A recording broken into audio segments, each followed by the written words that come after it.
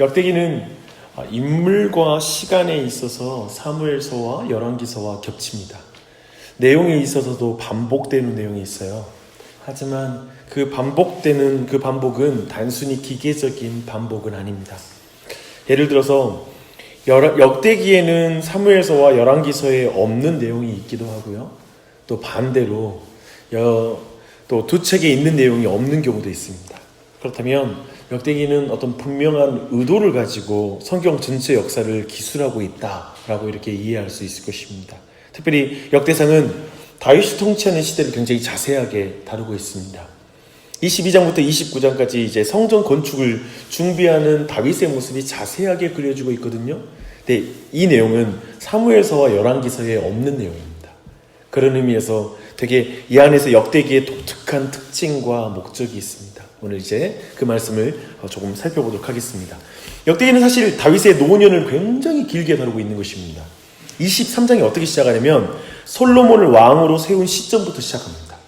사실 다른 그 열왕기서를 보면 이때부터는 다윗의 활동이 거의 등장하지 않는 때이죠. 거의 말하지 않는 때에 그 내용들을 길게 다루고 있습니다. 열왕기상에서 다윗은 매우 기력이 쇠하여서 아비삭이라는 처녀를 차가운 몸을 따뜻하게 데우기 위해서 같이 그가 눕도록 해주었다라고 이렇게 기록되어 있어요.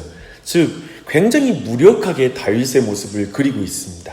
그런데 지금 역대기는 다윗이 이 시기에 행한 일들을 기록하므로 다윗이 이때 왕성하게 활동하고 있었다라는 걸 우리에게 도리어 보여주고 있습니다. 다윗은 마지막까지 이제 솔로몬을 통해 성전이 지어지고 난 후에 레위인들의 업무의 변화와 새로운 역할들을 준비시키는 게 오늘 말씀입니다.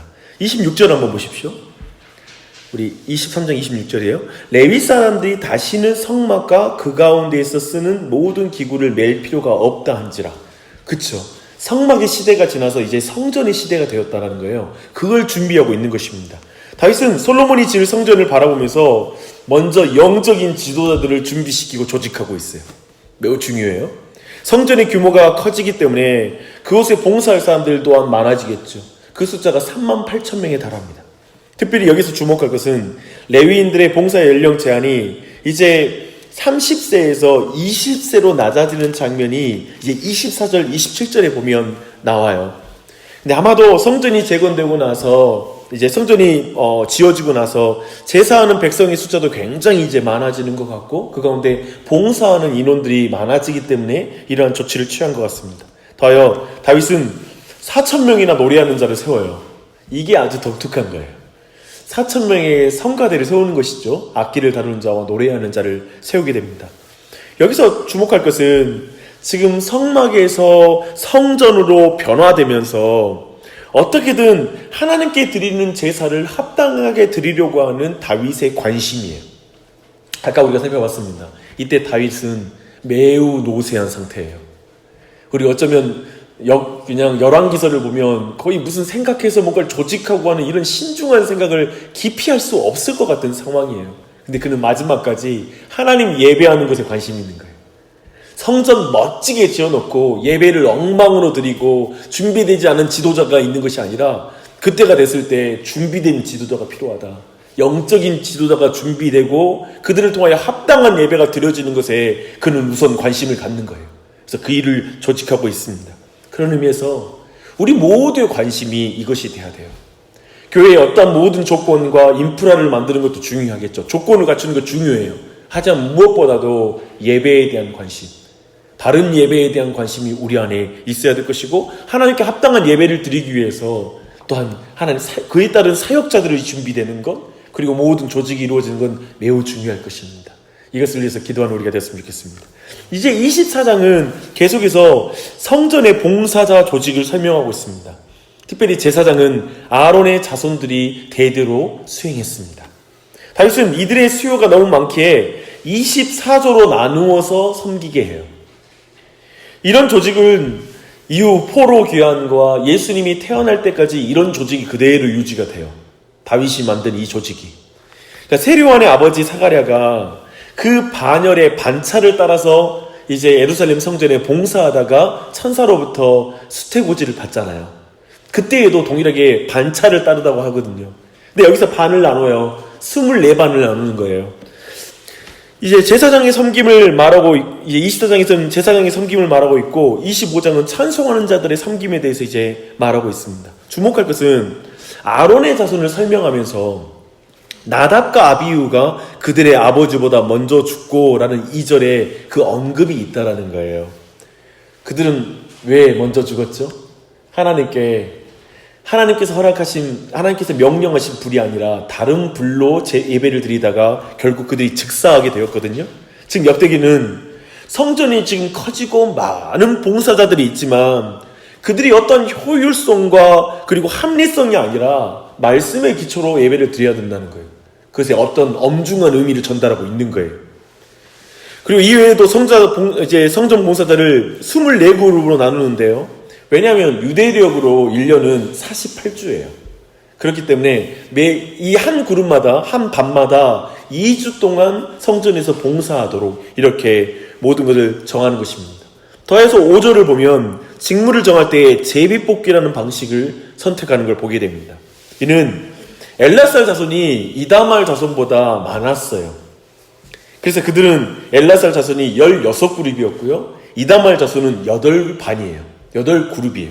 그래서 그 순서를 정할 때 제비를 뽑아서 순서를 정하게 한 것이죠. 이렇게 함으로써 사람의 많고 적음으로 차별하지 않는 거예요. 하나님께 봉사하되 사람의 많고 적음이 아니라 모두 다 공평하게 그 일을 감당하도록 불평이 없도록 이 모든 일이 진행되었습니다. 그리고 나서 25장에서 이제 찬송하는 자들에 대한 섬김이 기록되어 있습니다. 다윗은 이미 세 사람을 미리 뽑아놨어요. 아삽과 헤만과 여두둔을 구별하여 세워놨습니다. 이들의 자녀들은 모두 찬송하는 사역을 감당했습니다. 특별히 헤만은 선지자였어요. 이들이 신령한 노래를 했다고 1절, 2절, 3절에서 계속 말하고 있거든요. 신령한 노래가 뭘까 했을 때 바로 하나님의 말씀을 노래했다라고 보는 것이 합당합니다. 예를 들면 이 신약에 와서 이 내용은 애언하다라고 말로 의미로 표현되고 있는데요. 애언하다, 신령한 노래를 하다라는 말은 특별히 방언 찬양을 하다, 신비한 노래를 했다라는 그런 의미가 아니라 성경, 곧 하나님의 말씀, 애언의 말씀을 노래했다라고 보는 것이 더 합당합니다. 그들이 그 숫자가 그 이외에도 또 세 사람 외에도 자손들은 아니지만 찬송하기를 배워서 여기에 합쳐진 사람들이 있는데요. 그 숫자가 288명이었다라고 이렇게 말하고 있습니다. 8절 한번 보십시오. 지금 이들 가운데에는 스승과 제자도 있어요.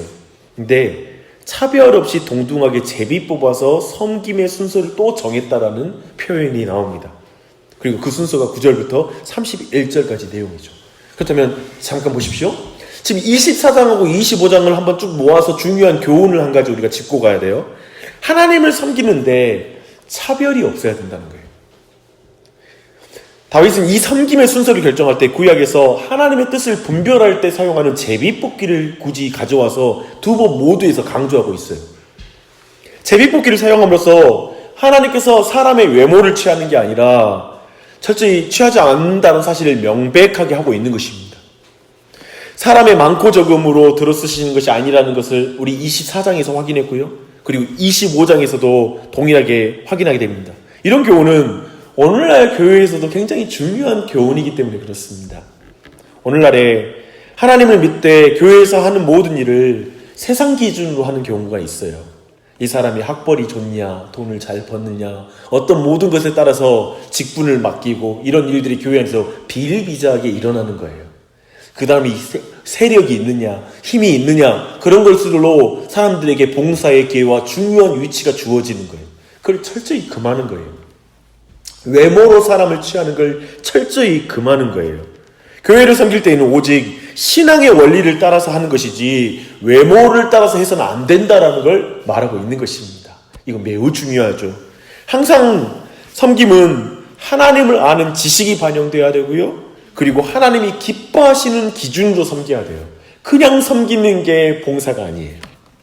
교회의 일은 항상 하나님의 기준으로 하나님의 지식이 반영된 내용이 되어야 됩니다. 그때 교회 안에 불평이 사라지는 거예요.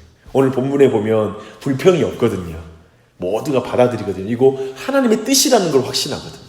이러한 일들이 우리 안에 중요한 원리가 되어야 되고 싶습니다. 그리고 나서 마지막으로 26장은 성전 문지기와 성전 곡간지기에 대한 기록 등이 나옵니다. 먼저 성전 문지기에 대한 기록이 1절부터 19절까지 내용이 다뤄지고 있어요.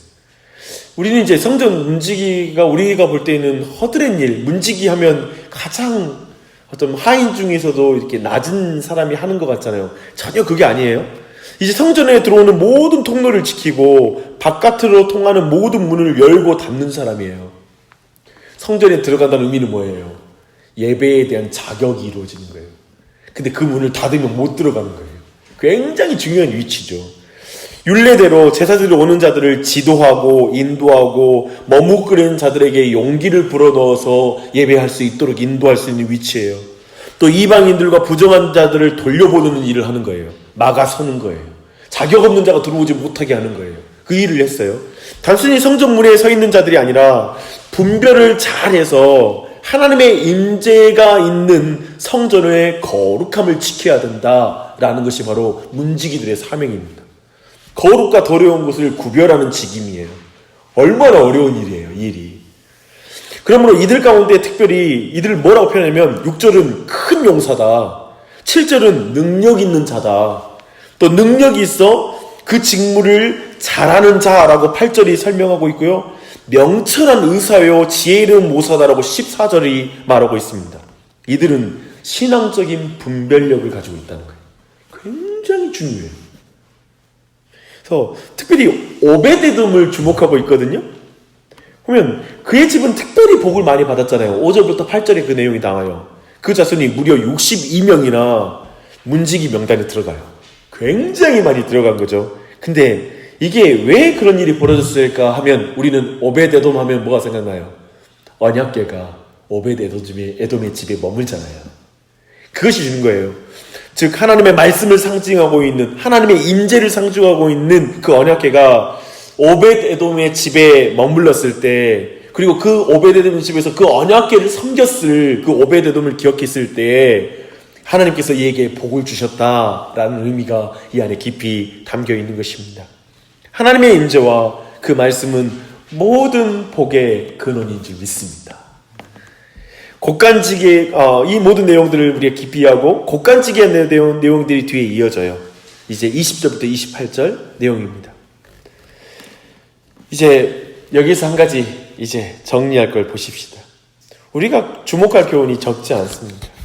첫째로는 분별력을 가지고 하나님 섬겨야 된다라는 것을 성전 문지기를 통해서 배우게 됩니다. 정말 우리 안에 주의력과 분별력을 더하여 달라고는 기도가 필요한 이 아침인 것 같습니다. 사실 오늘날 교회의 타락의 하나의 원인은 뭐냐면 교회의 성장을 위해서 교회의 거룩함을 희생한다는 것입니다. 그래서 교회의 회원을 아무나 받는 것이죠. 그리고 직분을 아무나 주는 거예요.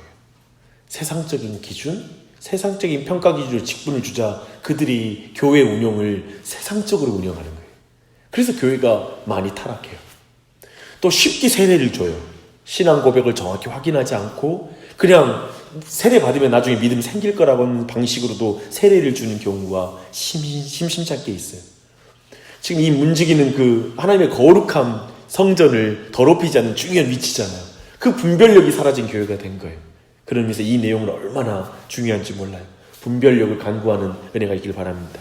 더하여 하나님의 말씀에 대한 태도가 복을 결정한다라는 걸 오베데돔을 통해서 우리 또한 배울 수 있을 것입니다. 이 시간에 함께 기도하실 때 그래서 참 이렇게 이제 매일마다 여러 장을 순간적으로 대하면 너무 많은 이야기를 들어서 우리가 약간은 당혹스럽지만 그리고 또 기도할 때는 조금은 연결되지 않는 것도 있지만 잠시 생각해 보시면 다윗은 있잖아요. 결국 다윗을 한마디로 말하면 다윗은 성전에 대한 사랑이 가득한 사람이에요.